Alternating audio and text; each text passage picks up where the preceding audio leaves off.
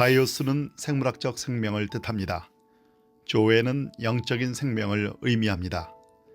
이 땅의 모든 식물과 동물은 생물학적인 생명을 지니고 있습니다. 그래서 식물과 동물은 살아있다고 말할 수 있습니다.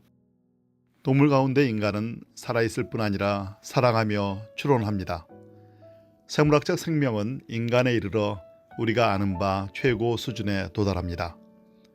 그러나 인간이 자연적으로는 얻을 수 없는 것이 있는데 그것은 바로 영적인 생명, 즉 하나님 안에 있는 생명으로서 생물학적 생명과 다른 생명, 그보다 더 위에 있는 생명입니다. 물론 우리는 두 생명을 모두 생명이라고 부릅니다. 그렇다고 두 생명을 같은 종류로 생각한다면 우주의 광대함과 하나님의 광대함을 같은 종류로 생각하는 것이나 다름없는 잘못을 저지르는 것입니다.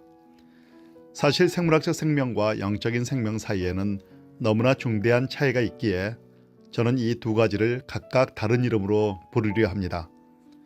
자연을 통해 우리에게 오는 생물학적인 종류의 생명, 늘 소모되고 쇠퇴하는 성질이 있어서 공기나 물, 음식 등을 통해 끊임없이 자연의 보조를 받아야만 유지되는 생명은 바이오스입니다. 이에 비해 영원 전부터 하나님 안에 있는 영적인 생명, 자연 세계 전체를 만들어낸 생명은 조에입니다.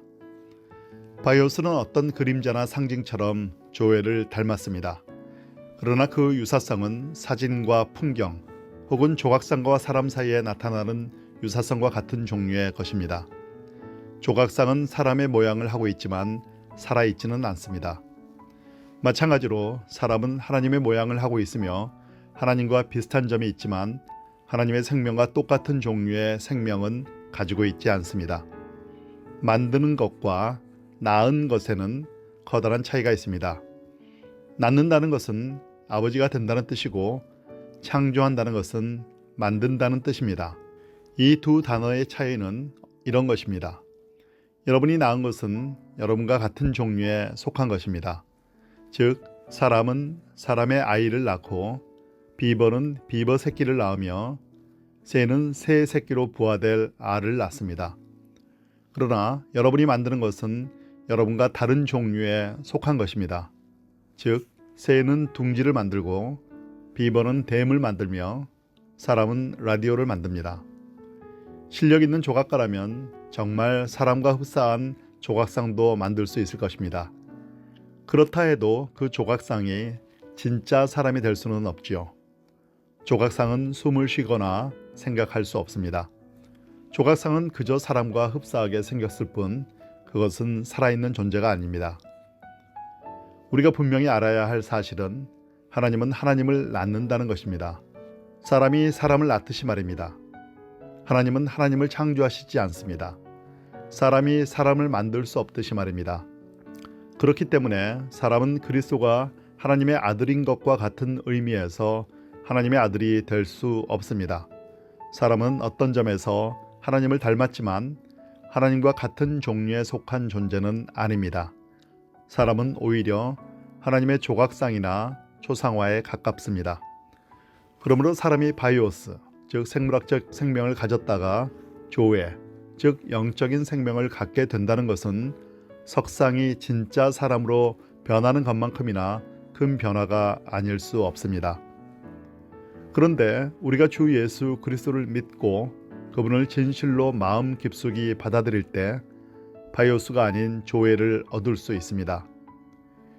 기독교의 주제 가운데 가장 충격적인 것은 우리가 그리스도께 붙어 있기만 하면 하나님의 아들이 된다는 말입니다. 어떤 이는 이미 우리가 하나님의 아들이 아닌가요? 라고 묻습니다. 물론 어떤 의미에서는 우리가 이미 하나님의 아들인 것이 분명합니다.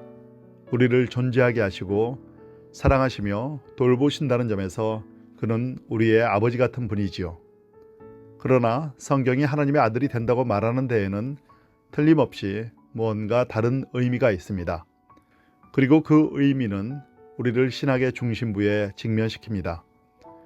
기독교 신조 가운데 하나는 그리스도가 하나님의 아들로 창조되신 것이 아니라 나셨다는 것입니다. 거기에는 모든 세계가 창조되기 전에 아버지에게 나셨다 말이 덧붙여 있습니다. 지금 우리는 자연이 창조되기 전, 시간이 시작되기 전에 일어났던 어떤 일에 대해 생각하고 있습니다. 모든 세계가 창조되기 전에 그리스도는 창조되신 것이 아니라 나셨습니다. 우리가 바이오스를 넘어 조회를 갖기 위한 유일한 길은 하나님으로부터 나심받은 주 예수 그리스도께 붙어 있는 것입니다. 그분을 구주로 받아들이는 것입니다. 그러면 다시 태어날 수 있습니다. 바이오스만이 아니라 조회를 지닌 존재로 거듭나게 된다는 것입니다. 그것이야말로 우리 인생에게 임하는 최고의 기적입니다. 앞서 말한 바와 같이 사람이 바이오스를 가졌다가 조회를 갖게 된다는 것은 석상이 진짜 사람으로 변하는 것 이상의 기적과 같은 일입니다. 이것이 정확히 기독교가 말하는 바입니다. 이 세상은 위대한 조각가의 작업실이고 우리는 그 조각가가 만든 조각상들입니다. 그런데 지금 이 작업실에는 우리 중 일부가 언젠가 참 생명을 얻으리라는 소문이 떠돌고 있습니다.